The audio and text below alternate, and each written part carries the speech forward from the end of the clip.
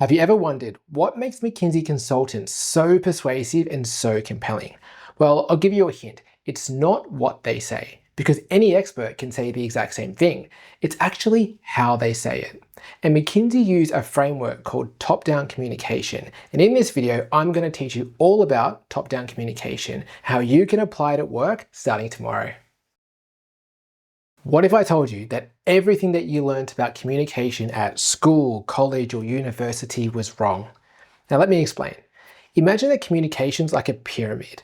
At the top of the pyramid is the answer, the key message, or the recommendation.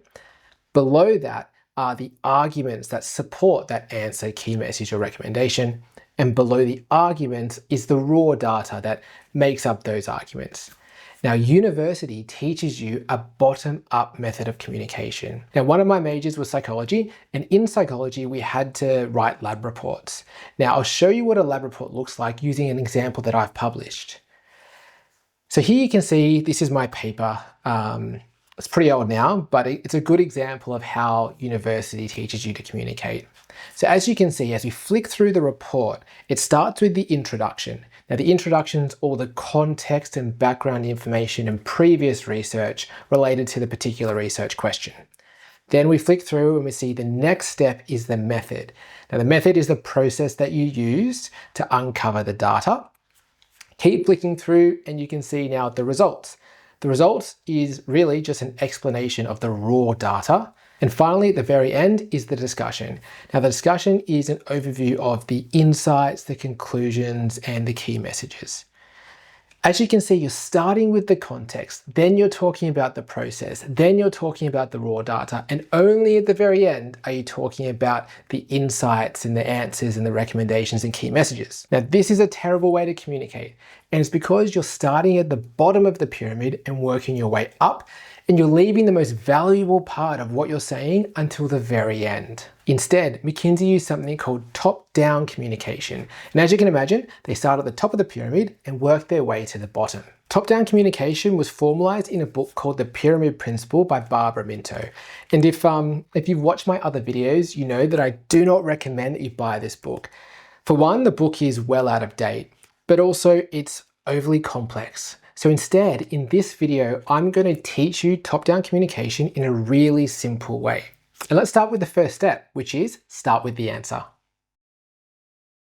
So unlike my psychology lab reports, which start with the context and the method and the raw data, and then only at the very end talk about the answer, McKinsey consultants start with the answer. So as you can see in the Pyramid Principle book, they advocate that you start at the top and move down each leg of the pyramid. So let's take an example of this in practice.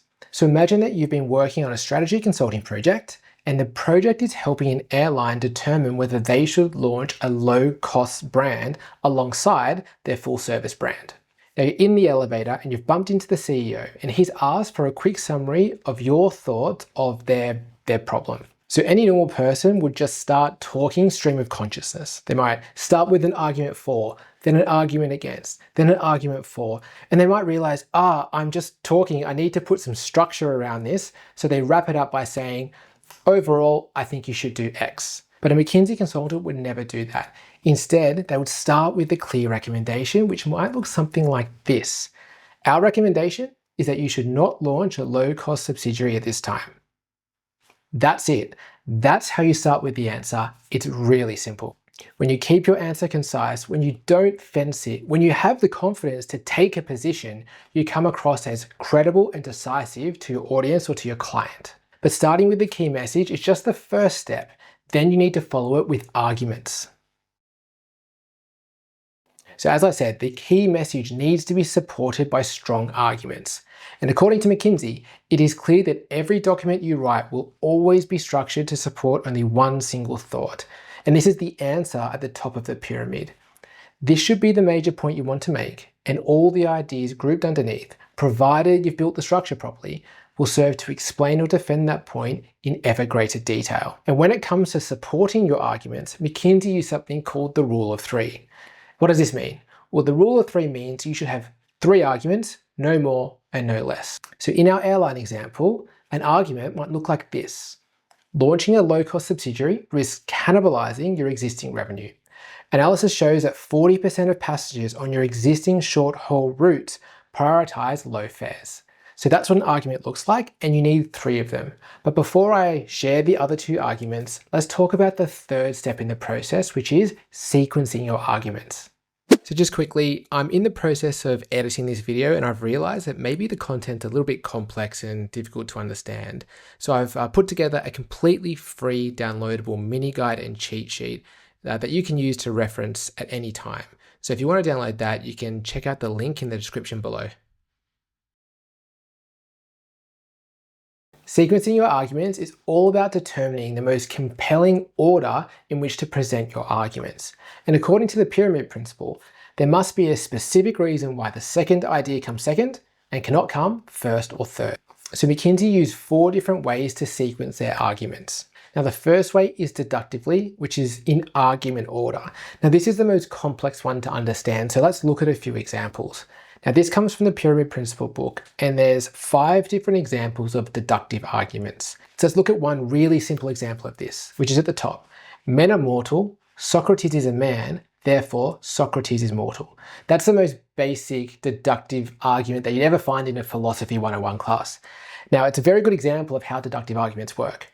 Premises 1 is men are mortal, premises 2, Socrates is a man. So it logically follows that therefore Socrates is mortal. So that's how a deductive argument works. Let's look at an example of a business version of this deductive argument structure. Let's look at the third one down. Any company that meets these criteria will be worth buying. Company A meets these 3 criteria, therefore company A is worth buying. So that's one way you could build 3 arguments and sequence them to support your key message or answer. So this is an example of using the deductive logical structure to sequence your arguments. Now I won't go into too much more detail than this, but if you want to learn more about deductive arguments in a business context, drop a comment below and I'll do a dedicated video on it.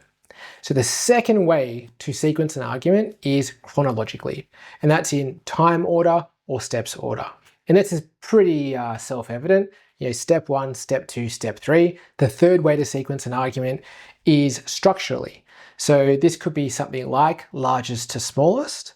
And the fourth way is comparatively or by degree, which is by order of importance. Now it is your job to figure out which of these 4 different options is the most compelling way to sequence your arguments. Let's look at our airline example again. Our 3 arguments might be something like: launching a low-cost subsidiary risks cannibalizing existing revenue. Analysis shows that 40% of passengers on your existing short-haul routes prioritize low fares. That's the example that we looked at before, and it's argument 1. Argument 2 might be: it will be difficult to compete with existing players in a low-cost market. 60% of new low-cost airlines fail because incumbents already have strong brand loyalty, extensive route networks, and partnerships. And the third argument might be: it will be difficult to reduce your existing cost base. Your current cost per available seat mile is 25% higher than leading low-cost carriers. Reducing this would require fundamental restructuring. So that's our 3 arguments. Now looking at these, there's no deductive logic, there's no time order, and there's not really a clear structure to use. So instead, I'd actually order these arguments by degree.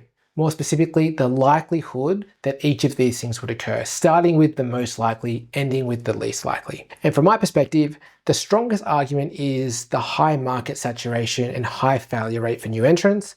The next strongest would probably be the cost-based argument, and I guess the least strongest is the cannibalization of existing customer base. So that's how I would sequence them, something like this. So overall, we need to start with the answer, select the strongest arguments for our specific audience, and then sequence the arguments in the most compelling way. And that is top-down communication. By the way, if you're finding this content valuable, then you might be interested in our strategy, structured thinking, and problem-solving course, or our slide deck course, both of which will be linked in the description below.